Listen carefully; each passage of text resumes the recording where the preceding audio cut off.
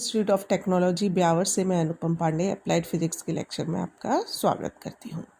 DC circuit हमारा start हो चुका है, जिसमें ओम का नियम और प्रतिरोध का अध्ययन और विशिष्ट प्रतिरोध हमने पढ़ लिया।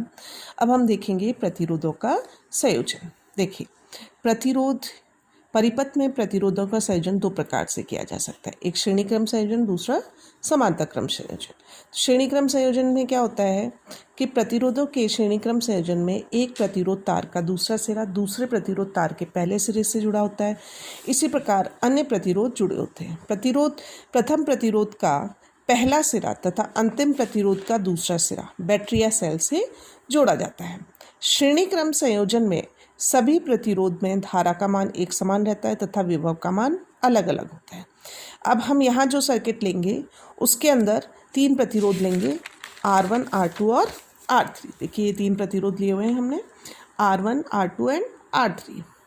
और सेल E जिस पर विभव का मान V है और धारा यहाँ से कितनी प्रवाहित हो रही है, I धारा प्रवाहित हो रही है।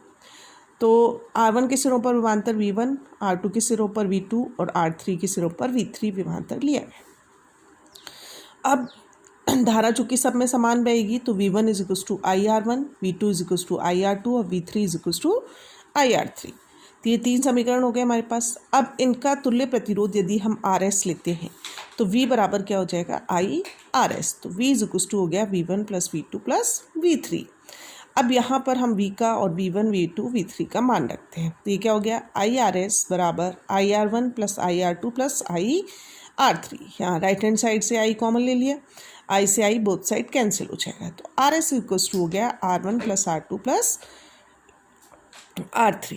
अतः श्रेणी क्रम में जो प्रतिरोध आएगा वो सभी प्रतिरोधों के योग के तुल्य होगा। तो इसका मतलब जो प्रतिरोध का मान है श्रेणी क्रम में तुल्य प्रतिरोध, वो सबसे अधिक प्रतिरोध से भी अधिक प्राप्त होता है। तो जब भी हमें प्रतिरोध बढ़ाना हो, प्रभावी प्रतिरोध, तो हमें प्रतिरोधों का श्रेणी क्रम संयोजन काम में लेना चाहिए। अब अगर मान लीजिए R1, R2, R3, R4 प्रतिरोध का मतलब n प्रतिरोध अगर लगे हुए हैं तो RS बराबर R1 plus R2 plus R3 up to RN हो जाएगा अपना। और यदि मान लीजिए n प्रतिरोध हैं और सभी के मान क्या है, R प्रतिरोध, तो RS बराबर क्या हो जाएगा, n इंटू R। तो ये था हमारा श्रेणी क्रम संयोजन। नेक्स्ट है समांतर क्रम संयोजन। समांतर क्रम संयोजन में क्या करते हैं कि हम सभी प्रतिरोधों के एक तरफ वाले सिरे आपस में एक बिंदु पर जोड़ते हैं और दूसरी तरफ वाले सिरे दूसरे बिंदु पर, उसे बैटरी या सेल से जोड़ दिया जाता है। तो इसमें देखिए किस तरह का कॉम्बिनेशन रहता है अपना, R1, R2, R3, ये तीनों प्रतिरोध लिए, इन सब के पहले सिरों को आपस में जोड़कर बैटरी के पॉजिटिव से और दूसरे सिरों को आपस में जोड़कर बैटरी के नेगेटिव से जुड़ा हुआ है। अब ये चूँकि डायरेक्ट बैटरी से कनेक्टेड है, सभी के ऊपर विभव का मान समान होगा।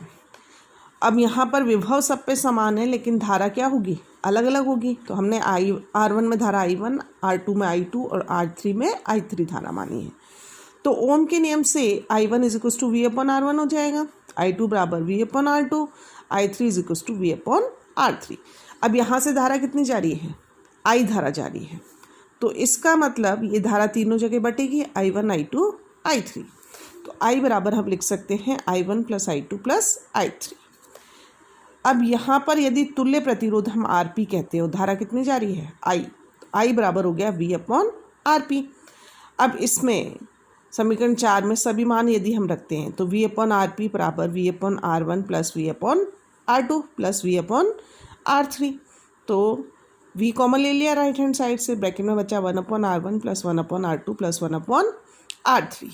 तो 1 अपॉन V से V कैंसिल हो गया बोथ साइड, तो 1 अपॉन RP इक्वल्स टू हो गया 1 upon R1 plus 1 upon R2 plus 1 upon R3। इसका मतलब समांतर क्रम में जो तुल्य प्रतिरोध का व्युत्क्रम है वो सभी प्रतिरोधों के व्युत्क्रम के योग के बराबर होता है। यानी इसमें जो तुल्य प्रतिरोध है वो सबसे कम प्रतिरोध से भी कम प्राप्त होता है। तो जब भी हमें प्रभावी प्रतिरोध का मान कम प्राप्त करना हो तो समांतर क्रम संयोजन का उपयोग किया जाता है। जनरल रूप में हम लिख सकते हैं 1 अपॉन RP बराबर 1 upon R1 plus 1 upon R2 up to 1 upon RN।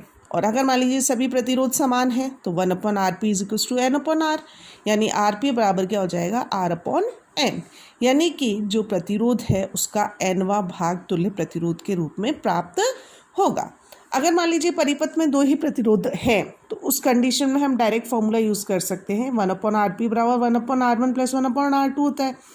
R1 R2 LCM लिया तो R2 प्लस R1 आएगा, तो RP बराबर हो गया R1 R2 upon R1 plus R2। इस प्रकार से हम तुल्य प्रतिरोध का मान ज्ञात कर सकते हैं।